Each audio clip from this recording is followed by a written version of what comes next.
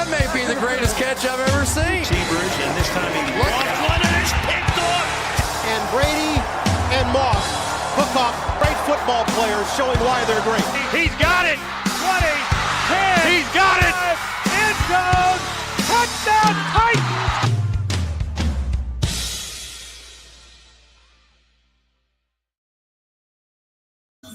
Well, good evening, sports fans, and happy Wednesday to you.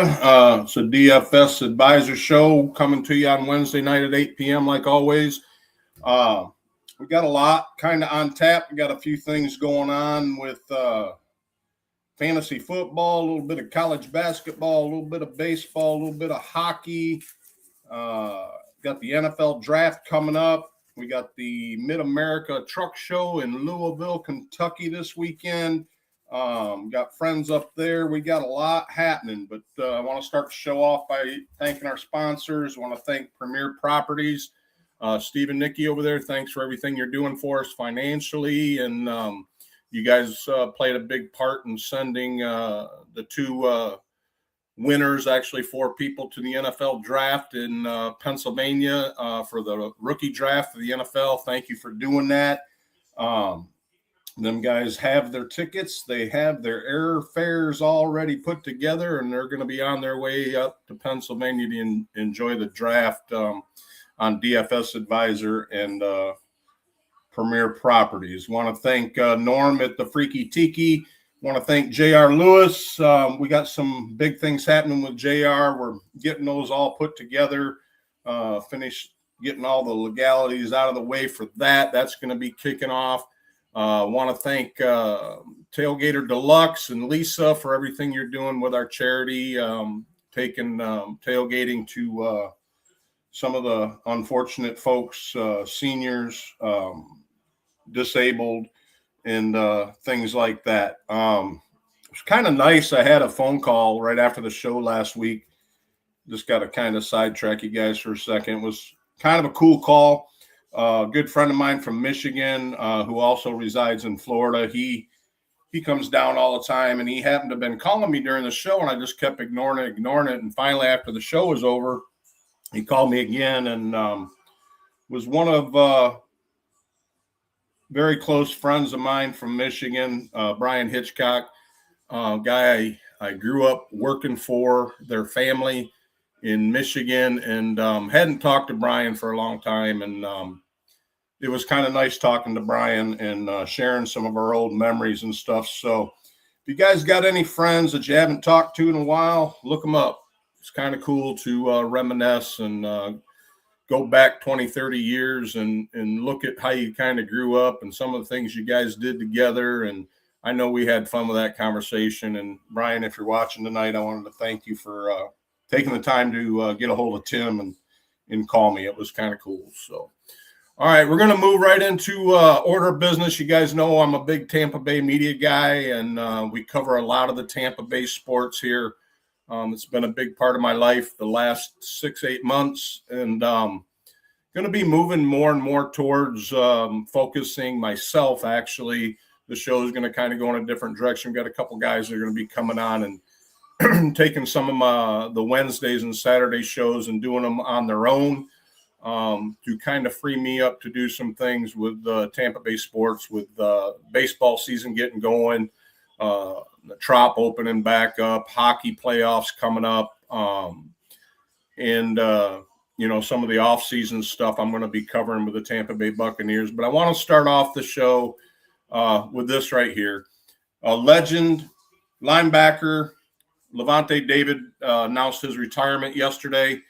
He held a press conference over here at Bucks One, and it was an emotional day.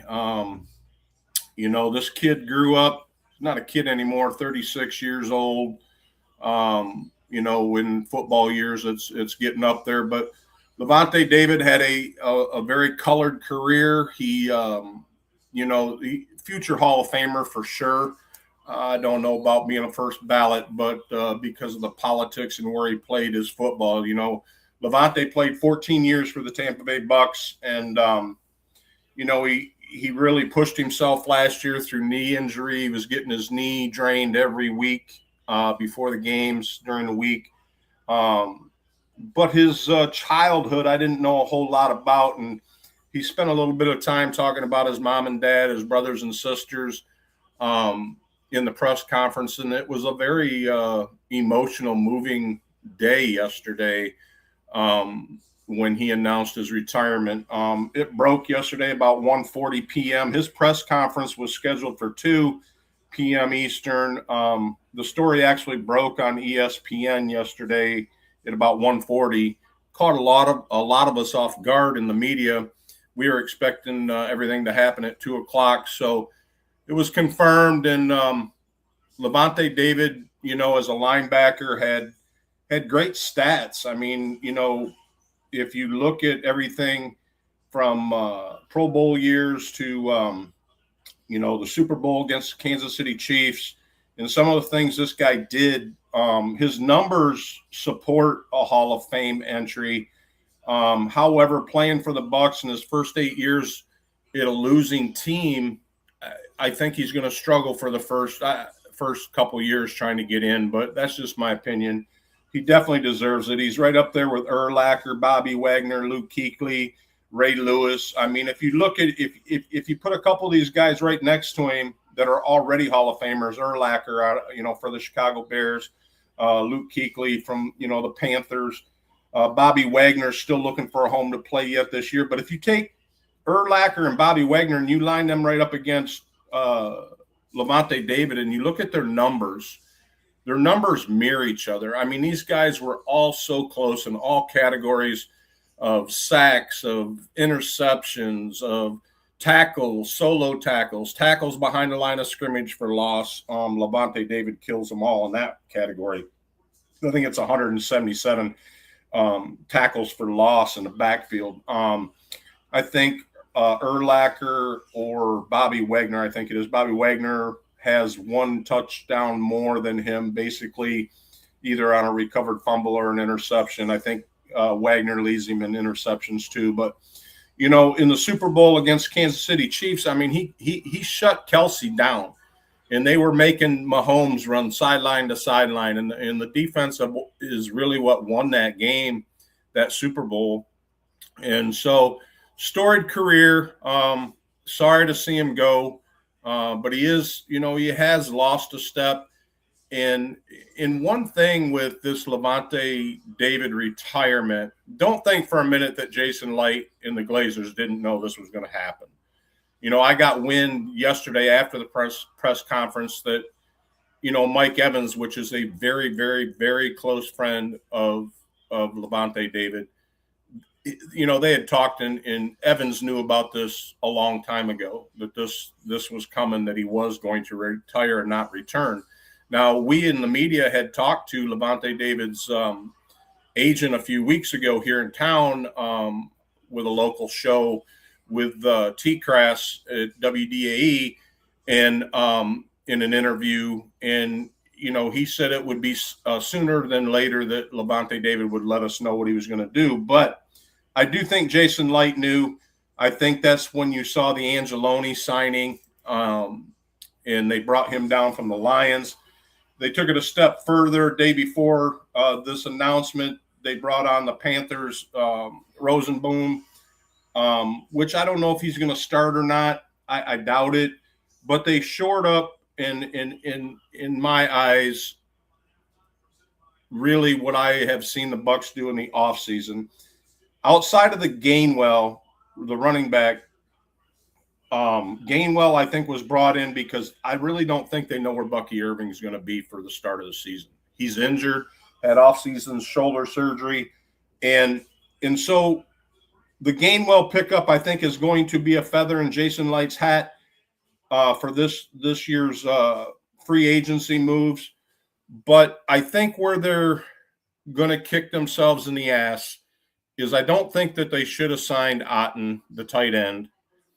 I think they knew where Mike Evans was going to be. So with that said, I believe in my heart what they should have done was really went for Trey Hendrickson.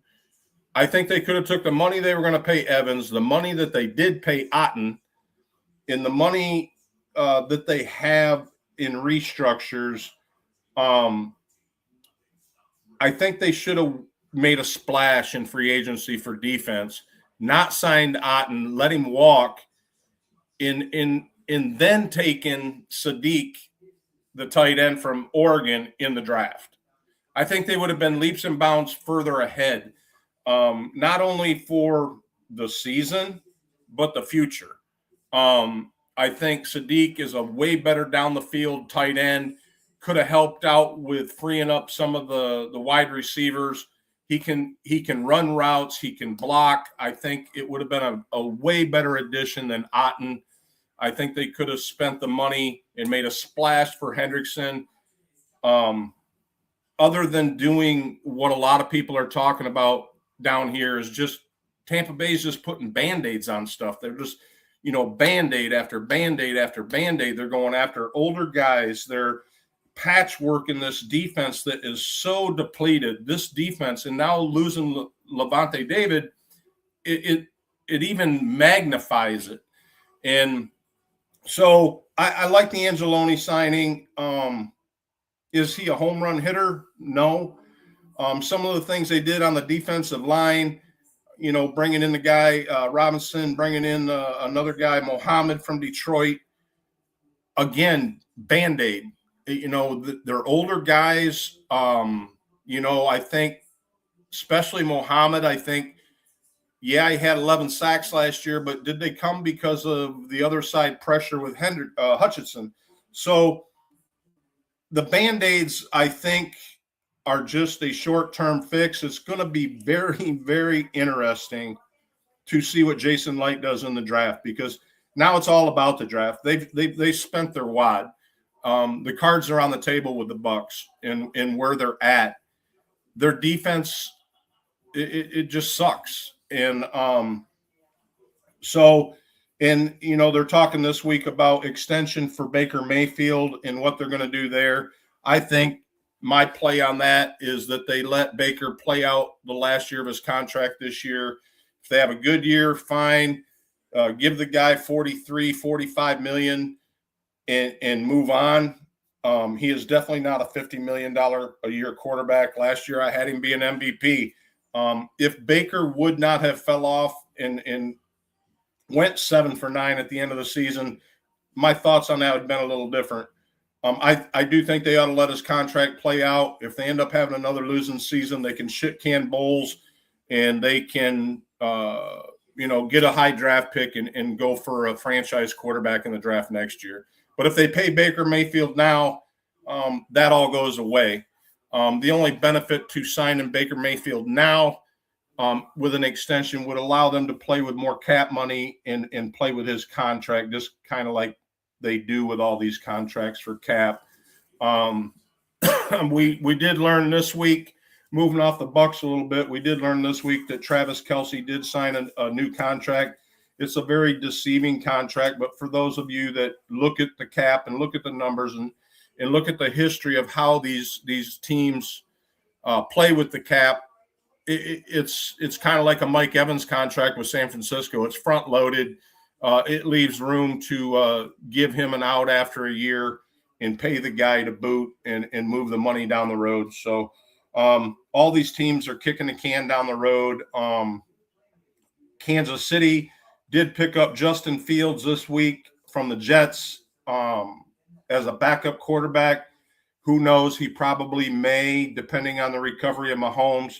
I wouldn't bank on it, but at least it's a quarterback that you could trust to run the offense till Mahomes is ready. It's definitely in my book, a skosh up from Minshew, with Minshew moving on to the Cardinals. So I like the Justin Fields move to Kansas City.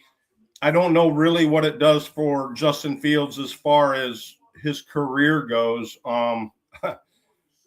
It just sucks because it's so funny how when Justin Fields was a rookie, and I remember in all our startup drafts and, in our Devy leagues, we all had such high hopes for Justin Fields, and it's just so crazy to see where he's at and how he's struggling. And another one that blows me away this week, Zach Wilson, he shows up down to New Orleans. Why? So the guy bounces around, does everything he's done, has done nothing in the NFL. And why is New Orleans even doing that? I just don't get it. You know, Shook did such a great deal for them last year. They got Rattler. Unless they're going to try to move Rattler, I don't get it. But a lot of these teams you don't know. It is kind of cool to see Joe Flacco sign with Cincinnati. You know, they lost their backup quarterback to the Tampa Bay Buccaneers. Browning came down here, so that left a slot.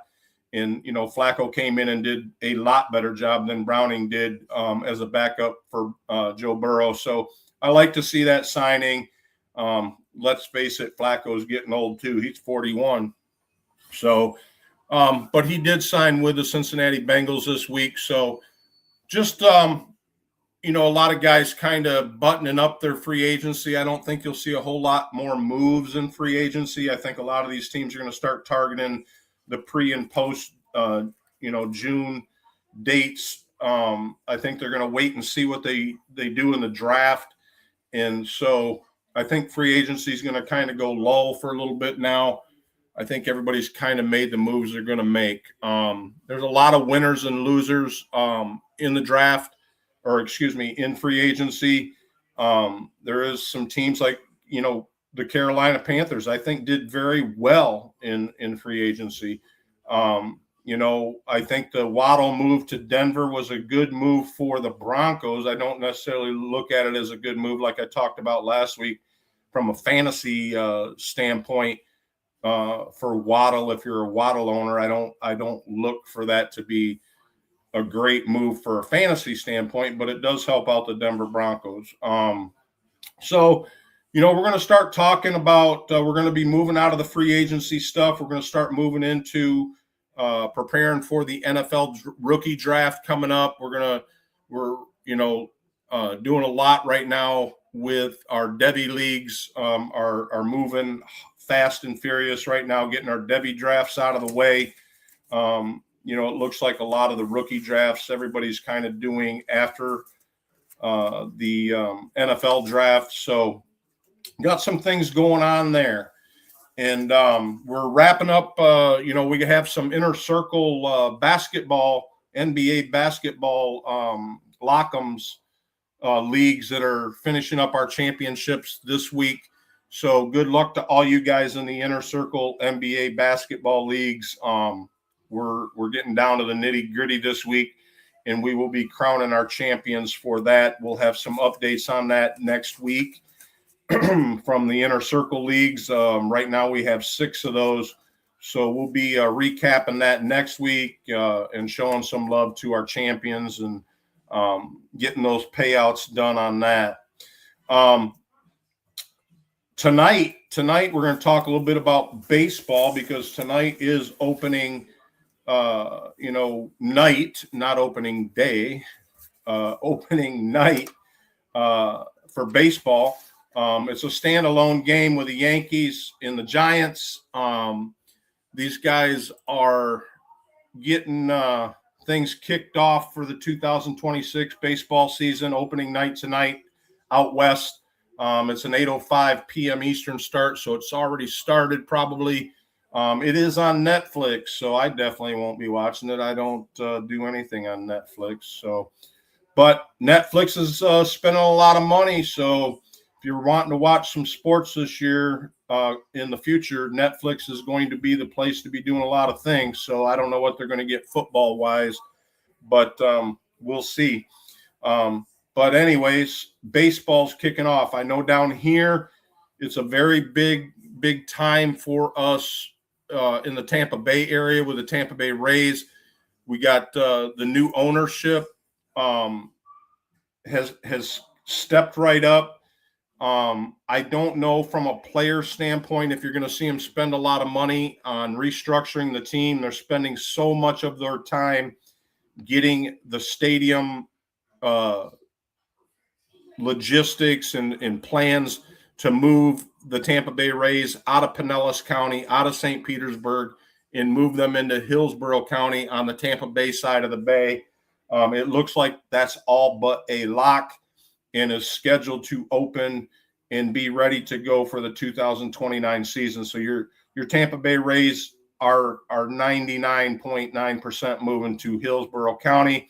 However, what is very emotional for all of us here in Tampa Bay, after the hurricanes came through Helene, which affected a lot of us up north. Of course, you guys all know I had 5 foot of water in my house from Helene, but Milton was the big story right after Helene that took the roof off the stadium down there at Tropicana Field in St. Pete. That has now all been restored, redone, rebuilt. And, the Rays played last year at Steinbrenner Field with the Yankees, springtime practice field. That's where we played last year. They are now moving back into Tropicana. That is scheduled for April 6th. It's on a Monday, is going to be our home opening day for the Tampa Bay Rays.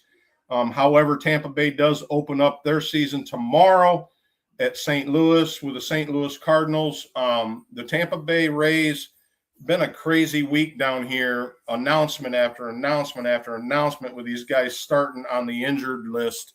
And it just, it's just another kick in the teeth for this Rays team. Pepio, the pitcher, who is a hometown hero down here to us. We all love Pep. He's on the radio down here a lot. He's great with the fans. He has an inflamed hip starting the year off on the IL. Taylor Walls, shortstop, oblique, starting on IL. Gavin Lux, second baseman, starting on IL, shoulder. So, it's going to be tough road to hoe for the Rays. And if you look at all the projections for the Rays for this year, it don't look good. A lot of people got them predicted to finish dead last in the East. So we'll see what happens. A lot of the local people, a lot of the insiders with the Rays, they all seem to think they can be right around third place and struggle to get 76, 78 wins. I think the over-under on them right now is 76.5. I heard some guys talking today on whether they're going to take the over the under on that. You can get your bets in. Speaking of bets, we do have some bets. I'm going to my kind of hot take I'm going to put up here in thanks to Hard Rock Bet down here in Tampa at the Seminole Hard Rock Casino here in Tampa Bay, which is where we do all of our sports betting nowadays. So, but anyways, touching on the Rays, they're going to open up tomorrow. Has a pretty shitty team. So we have a pretty good chance to get in there and do some damage in them 3 games. So one thing y'all do need to know about in the MLB this year is the rule changes with the ABS. No, not your ABS brakes in your car, not ABS brakes, but ABS, automated balls and strikes. Major League Baseball is going to be going to an automated balls and strikes call. So it'll be interesting how they make that fan-friendly, TV-friendly. Going to be interesting to see how they incorporate that into the game. So, from a fan standpoint, sitting in the stands, instead of hearing the umpire call it, instead of seeing the umpire call it, it's going to be automated. So how they do that is going to kind of be weird to figure out if you're sitting in the stands. Are they going to do it up on the scoreboard? Are they going to announce it? How are they going to do it on TV? I know they're taking the little box you see for the balls and strikes on TV where you can actually see the ball enter into the strike zone. They're taking that away. So it's going to be interesting to see what they do. We're excited for the Rays to get back into Tropicana Field. We're excited in town for Rays baseball with the new ownership, the new stadium, a lot of excitement around it. They had a great fan day back a month or so ago. They did the Rays fan day down by the pier, St. Pete, and it was a success. There was like 50,000 people there. So the support is there. The fandom is there. I think how it lasts, I heard, Nick Wise talking today saying how long does that last? You know, the emotional part of getting back into Tropicana Field. If the Rays start the season off winning, the emotional part of getting back into Tropicana Field after losing the roof, being out of there, being at Steinbrenner, being back in the air-conditioned facility, being back indoors, being in there with all the newness of all the fresh construction.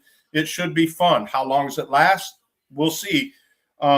So Rays baseball kicking off and the MLB kicking off tonight, like I said, with the Yankees and the Giants out west. So if you're a baseball fan, tune into that, and we'll see how that goes. Next order of business, we want to talk a little bit about this. I know everybody's doing their college basketball brackets. And, you know, I only do one bracket. This year I ended up doing two.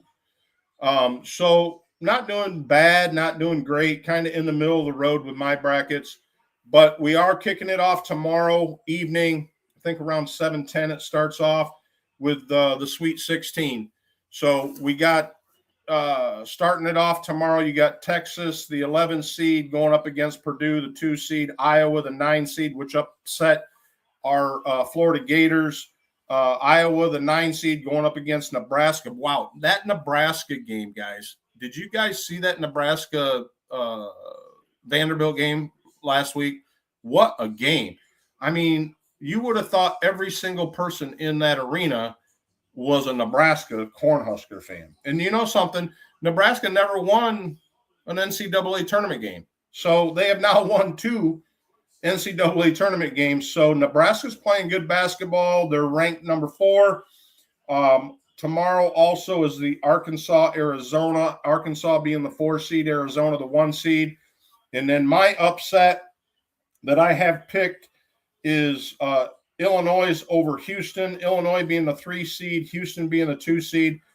Jimbo's is doing his hot take, going to say Illinois upsets the number 2 Houston team. We're going to talk a little bit more about that because that is my Jimbo's hot take parlay, which is going to be Illinois-Houston game. So we'll get to that here in just a minute.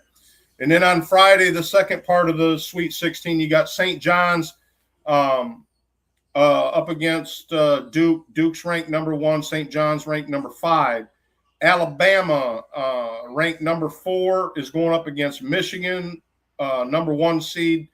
And then Michigan State is the number 3 seed going up against UConn, number 2 seed. Tennessee, 6 seed going up against Iowa State, the 2 seed. So my prediction is, going back to tomorrow's games, I'm taking Purdue over Texas. I'm taking Nebraska over Iowa. I'm taking Arizona over Arkansas. I'm taking Illinois over Houston in an upset. I'm taking Duke over St. John's. I'm taking Michigan over Alabama. I'm taking Michigan State over UConn. I'm taking Iowa State over Tennessee. That's my Sweet 16. How cool would it be to see Michigan and Michigan State in a championship? Wouldn't that be cool? That would just be wow. I just kind of noticing that it's getting down to where they could face each other in a final. So that's our basketball.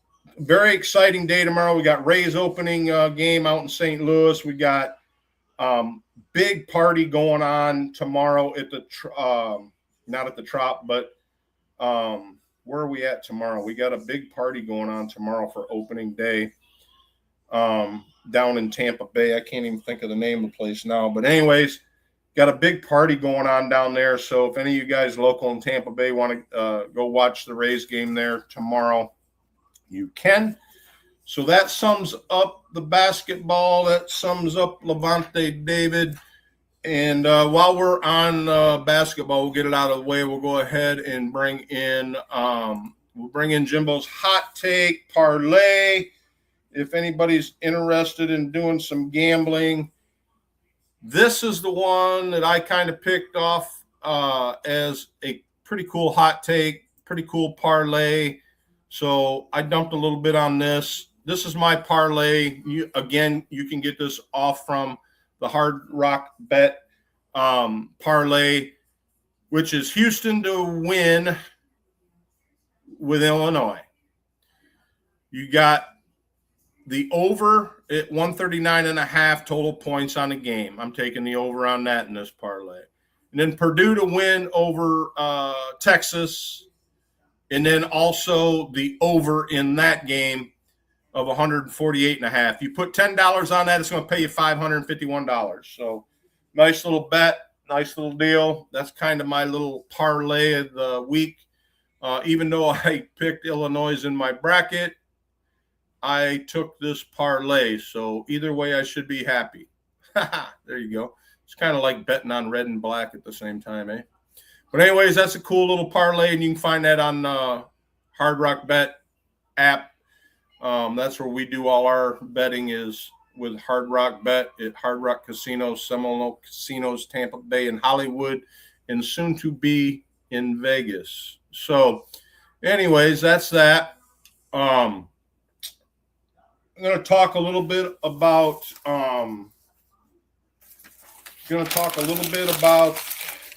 hockey. Our Tampa Bay Lightning has struggled ever since they come out of the Olympics, with the break at Olympics. And a big story kind of broke today, which kind of goes back to the Olympics with defensiveman Victor Hedman. Hedman, we know, is a Sweden, has always wanted to be in the Olympics and play for Sweden. And what's really, really funny is not funny for him, but kind of ironic, I guess is a better word. Victor Hedman has been a very good hockey player here in Tampa Bay, great defenseman, back with Stamkos and everybody back then winning the championships. He's only played in 33 games this year. He's missed 12 games. And, a lot of this has been listed as undisclosed injuries. Well, a lot of us locally know elbow injuries, all kinds of different injuries that Hedman's been dealing with. Didn't play, went to the Olympics, but never did get a chance to play for his home country, Sweden. Didn't play in the Olympics, comes back, has played a couple games. And now today we find out that he's taken a leave of absence. Victor Hedman is taking a leave of absence for personal reasons with no further details, and they want us to respect his privacy. So without knowing too much more about that, I don't want to get into depth about it. This dude has got a very, very large contract that takes him into 2028, 2029. I don't know what's going on with Victor Hedman, but I can tell you this, that his replacement's been playing great hockey. Darren Radish has just been lighting it up. He's been scoring goals, 20 goals I think the dude scored already this year. So, with Hedman out, Radish is the man. I mean, he has just been playing lights out hockey. So you can count on, if you do any betting, you can definitely count on Radish for goals, for blocks, from a defensive man standpoint. Radish is your guy. So with Hedman out for we don't know how long, it's just a leave of absence. So we'll see where that goes. We'll see. Maybe Coop will come to the mic and give us a little bit more in depth of what's going on with Victor Hedman. But look for Radish to lead the defensive men crew for the Lightning, and we'll see where they go. Now, they should make the playoffs pretty easily. Even though they've kind of stumbled, they won last night against the Wild with I think it was like 6-3. Really was a good game. The Wild were in it, right up till the third period, really. It went back and forth, but they pulled it out. The Lightning pulled it out. The Lightning's playing at the Benchmark down in Tampa. It's a great place to watch hockey. So if you guys are in town and want to catch a hockey game, get on down there and check out and support the Tampa Bay Lightning if you're a hockey fan. So I think they trail Buffalo Sabres right now in the Yeah, Buffalo leads them, I think, by one game. So it's pretty nip and tuck. The Lightning should be fine for the playoffs. We'll see if they can get it together and start playing some solid hockey. I know their goaltender is just unbelievable. The guy is just, a great goaltender. So we'll see where they go. We'll see what they do. We'll continue to support them. So that's our hockey update. All right. Looks like we're going to move into a little bit of NFL draft. And I'll cut that in the middle. All right, so let's talk. We've been kind of highlighting a few guys like Sadiq, Jordan, Jeremiah Love. We've been highlighting a few of the no-brainers. We're going to start doing a little bit deeper dives with wide receivers, quarterbacks, and running backs for that matter. But this is kind of NFL Buzz. This is kind of how they got their top 10. I got 7 guys listed here because I don't really, not too much underneath this that I'm too much interested from a fantasy football standpoint. You got Tyson up there. You got Lemon. Everybody's looked great for Lemon. However, Lemon didn't run the 40 in the combine. Pro day, they got him right around a 4.5 on the 40. I don't pay too much attention to the 40-yard dashes. It doesn't really mean anything to me.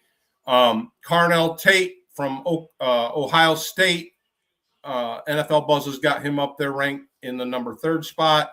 And then Concepcion, we have been looking for this guy. DV-wise, I have a lot of stock in this kid from Texas A&M. We'll see how that goes.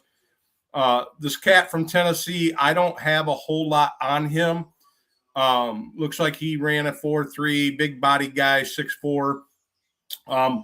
The next 2 guys I want to highlight, these next 2 wide receivers, I actually, on most of my drafts that for me, drafting, I would be drafting these 2 guys with very big confidence, okay? Denzel Boston from Washington and Omar Cooper from Indiana. These 2 cats, I think, are phenomenal wide receivers. A little bit on the injuries with Denzel Boston, a little bit of concerns there. But Denzel Boston, bigger body, 6'4". Omar, 6 foot.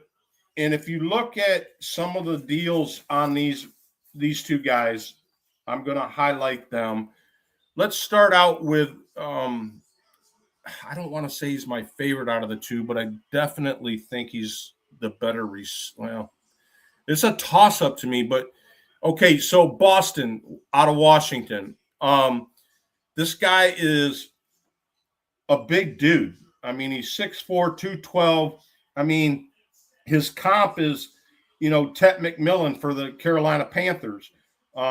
So his ranking with his skills, from route running, hands, deep routes, intermediate routes, all of that, he's ranked in the 85s, okay? If you look at his college career, at Washington, I mean, he kind of started off as a rookie, not so great, just getting his feet wet in 2022, 23, about the same, really, steps it up a little bit, not much.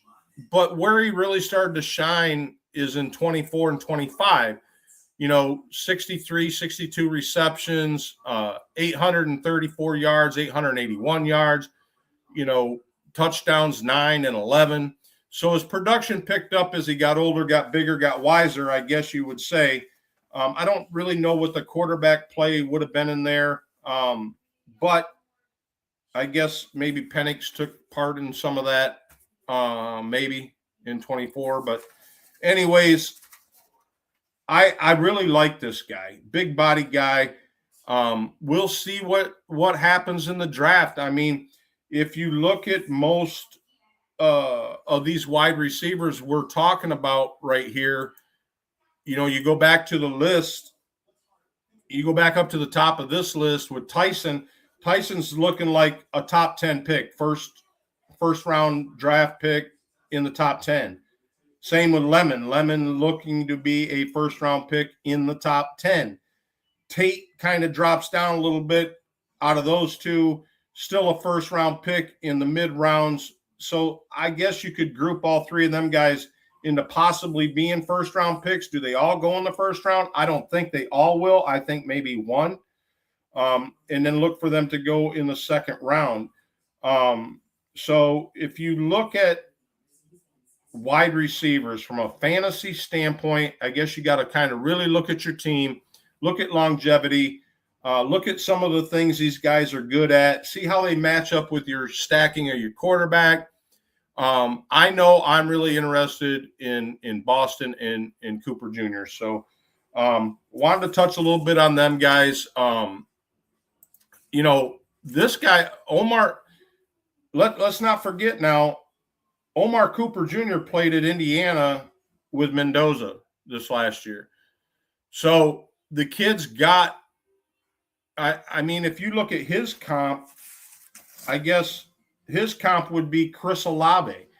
His rank, 4.42 in the 40, in ranks in the low 90s, a little bit better deep threat with this guy. He's 6 foot, 200 pounds. So I still like his weight. I like the size. A lot of people seem to think he's going to go to the 49ers. I don't know if he makes it down there. What's the 49ers, 27th or something like that pick? But anyways, I really think for some reason his draft stock has risen in the last week and a half. So do your research on Cooper and really see where he kind of fits in a startup dynasty rookie draft. I know it's kind of a little late in the Devies. In most of my Devies, he's already gone. But in the other half of my Devies, he's still going to be in the depleted drafts. So this kid's going to be available in the depleted drafts of a Devy league. So, in fact, both of them are in the depleted. Now, like your Lemons and your Concepcion and your Tates, they're gone. They're already booked on Devies. But Boston and Cooper are in probably 50% of my Devies to where they're available in a depleted draft. So if you got a high-end pick where you didn't do so well last year, these guys are going to be available in your Devy leagues in the depleted rookie draft. So pay attention to that. Follow some of these guys that's getting ready to come up. I mean, we're only a month away, guys. We're a month away from the rookie draft. So start putting some thought into what you're going to do with your draft picks. Again, let's see what he did college-wise. Okay, so here's his stuff. Okay, kind of along the same lines. Now, if you look at these two guys with their college careers, Boston definitely ended up with the better numbers. However, the Mendoza, stack, the Mendoza working with Coop, he had 937 yards last year. And he had, 13 touchdowns. So big jump from 2024 to 25. I don't know if you want to maybe thank Mendoza for that, or again, you never know with these kids where they get their head straight or they really something clicks in their head to where offensive coordinator gets a hold of them, a wide receivers coach gets a hold of them. But so great numbers again there. That 594 in 2024 is not really exciting, but yards reception looks good. So highlighted there that the guy is definitely good with the football after he catches it. That's for sure. So I guess we'll just kind of leave that and touch back on some of those guys and see where we're headed with that. That gets those guys out of the way. It was interesting to see their comps. Cooper comp to Chris Olave and Boston comped with McMillan. Now, I also had another comp, but I think he's a little too big to be comped with Puka, but I also had another guy comped him with Boston with Puka. But speaking of Puka and all of that, let's go ahead and touch on that real quick. You got this guy. How many of you guys got JSN on your team, on your fantasy teams? Okay, not only did he win the Super Bowl, but this bitch got paid. Highest paid wide receiver in NFL history. $168.6 million 4-year contract. This guy's making more than Jamar Chase. Does he deserve it? I don't know if 1 year with Sam Darnold is enough to convince me that he should be the highest paid wide receiver in the NFL, but good for him. And good for another guy that is about to get paid, that didn't get paid, that just raised the bar for Puka, because Puka's next. Puka's going to get paid next. So this definitely raises the bar for everybody. This is definitely going to raise the bar on franchise tags going forward. This is definitely going to raise the bar for guys like that just kind of got tagged. Your guys is like Pickens. Pickens probably a little pissed, getting franchise tagged and seeing this type of contract come out. But maybe, again, Jerry Jones made a mistake by tagging and not paying. So we'll see what Pickens does. Congratulations to JSN. He deserves it, I guess. I do have him in a few fantasy leagues. I know he is going very much higher than he did last year in startups. But the guy got paid. So congratulations to JSN in being the highest paid wide receiver in the NFL. All right, so we got that out of the way. I'm going to talk about this just for a quick sec. I want to show some love to some friends of mine and remind everybody that the Mid-American Truck Show in Louisville, Kentucky is this weekend, starts tomorrow, starts Thursday the 26th, runs through Saturday the 28th. This is a big homegrown, this was a big part of my life in my younger days, back in my trucking company days. But Inner Circle Entertainment is supporting this, and we do have a booth up there, and we'll have representation at the truck show this year. We used to always shine our trucks up, take them to the truck show, walk around, sit out in the parking lot, polish aluminum wheels, drink beer, and hang out like big riggers. We had a lot of fun doing it in my younger days. Got a few friends.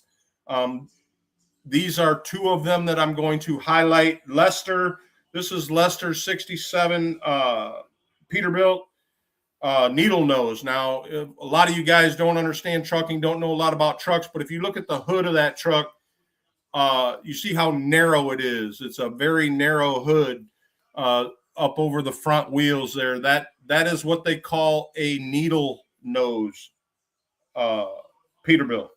That's a 1967. That's the year I was born. That truck is 60 years old. It don't look it. And I'm sure it's got a lot of aftermarket. We know the sleeper is definitely aftermarket. A lot of aftermarket parts on that truck. But want to thank Lester for letting us hang out with him. He's going to be there, and we look forward to that. Booth 361, guys, 361. And then we got this one, Caleb's big surprise. Now, this is a biker buddy of mine. If you look on the back of this truck, he's kind of got it set up not to do hauling, not to do nothing but tote his Harley Davidson around on the back of that truck with the big old ape arms on it.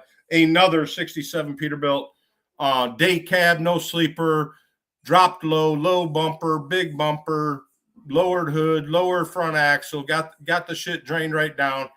This is a cool truck, guys. This is cool stuff. This is what I grew up doing. He's even got the, the spotlights on there.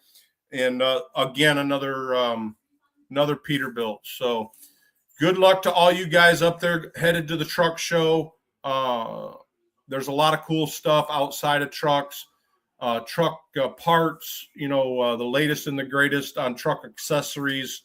Louisville Truck Show starting tomorrow, Thursday, March 26th, running through Saturday, the 28th. So get up there, come by and see Inner Circle Entertainment, and maybe catch yourself a T-shirt or a hat or hang out and talk shit. So that's where we'll be.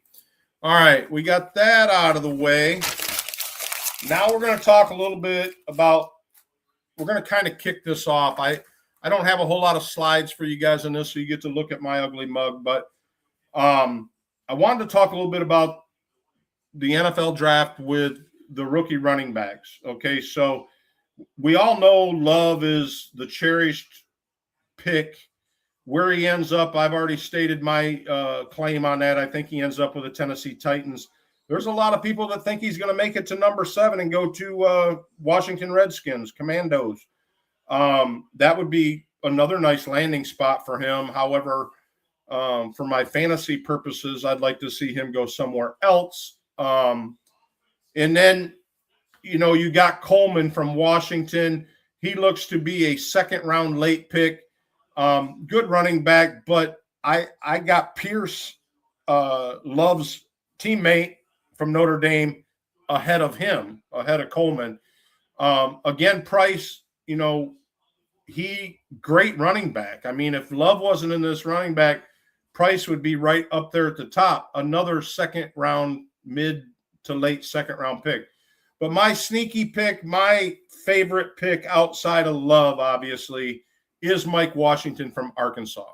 I think this guy is a great running back. I think whoever ends up with this kid has a great running back, has a starting running back in the NFL. Again, he is scheduled to be like a second mid to late round pick. And then you got the tandem, the two guys that I kind of put in here now. Both of these were a little bit higher ranked in the beginning of the season last year. Nicholas Singleton and Katron Allen from Penn State, both are great running backs. A few injuries here and there, but they drop all the way down to predicted to be mid-round fifth round picks. And then you got your sleeper, another little sleeper guy that is a great running back, still scheduled to be a fifth late round pick, is Draymond Claiborne from Wake Forest. Another guy I'd take a chance on in a depleted rookie draft, a guy that is probably going to be there depleted. In fact, all of these, other than Price and Coleman and Price and Love are definitely gone in Devy's, but Mike Washington is going to be a great pickup in a depleted Devy draft. For you Devy guys, look for Mike Washington and look for Claiborne. They should be available on your depleted rookie drafts. So that's going to just about seal the deal on that. So with that said, again, want to send a big congratulations out to Levante David. Just as we started the show, we're going to close it with a show. It was nice to see a guy stick to his word. It was nice to see, there's only 3 or 4 guys that started their career in Tampa Bay, finished their career in Tampa Bay, and are Hall of Famers. So this guy is one of them. He's going to be missed from a locker room standpoint. I would love actually to see this guy jump in and help out Todd Bowles from a coaching standpoint, from a linebackers coach. But does he do it? Does he not? I don't think he will. His heart's kind of in broadcasting. He wants to get into doing some media. He does have a podcast. He's got some things going on. But Levante David moves on, retires in 2026, and ends his 14-year career in Tampa Bay. So we'll see if Jason Light, Todd Bowles, and the Glazers can rip the Band-Aid off and make a splash in the draft. Jason Light does some sneaky things. There's a lot of guys available. It's just whether he's going to have the balls to trade up and go get them.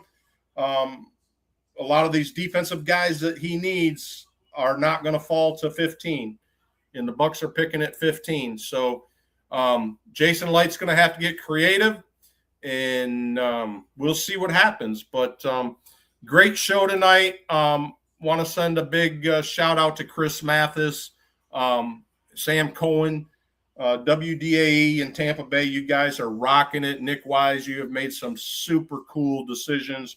for WDAE down there. As far as I'm concerned, like I've said to you guys, I think WDAE radio in Tampa Bay wins free agency by bringing on Sam Cohen and Chris Mathis to the show. Rock, you're down there. You're a solid dude. You're an old school guy, but these two rookies were definitely home runs. Nick Wise, glad to see you have your own show, and we support you guys day in and day out. And you guys are winners. You're doing a great job reporting on Tampa Bay sports and everything you've done to help me through everything I've gone through. Appreciate it. And all you fans that listen, that don't listen, you know me, it's Jimbo's, and we're doing the fantasy DFS thing. If you guys want to tune in Wednesday nights, 8 p.m., and then Saturday nights at 7 p.m. Look me up. DFS Advisor app is open. You know how to get a hold of me to get involved in that. A lot of perks in the DFS Advisor app. That's where the two guys got given the trip to the NFL draft up in Pennsylvania. So they're going to be up there drinking beer and shouting and having a great time at the NFL draft. So, all right, guys, that's going to pretty much wrap it up right around my time. Look at that, Jimbo's. You do good at that 56, 54-minute mark. Nice. I had an old guy tell me, little bald-headed dude from Lakeland, try to keep it around 45, 46, 48 minutes, Jimbo.